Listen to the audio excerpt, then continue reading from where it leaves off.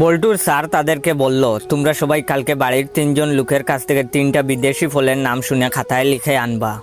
বল্টু বাড়িতে গিয়ে বাবাকে জিজ্ঞেস করলো, বাবা একটা ফলের নাম বলো তো। বাবা বললেন, তোর এইসব আজাইরা পেঁচাল শোনার সময় নাই। বল্টু এটা লিখে নিল। তারপর বল্টু তার দাদুকে বলল, দাদু বিদেশি একটা ফলের নাম বলো তো।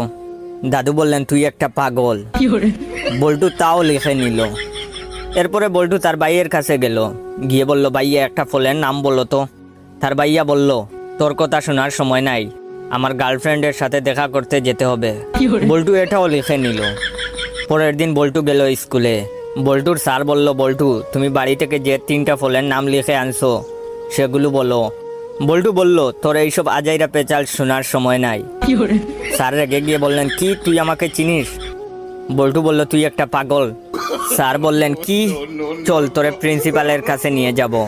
তখন বল্টু বলল, তোর কথা শোনার সময় নাই, আমার এখন আমার গার্লফ্রেন্ডের সাথে দেখা করতে যেতে হবে।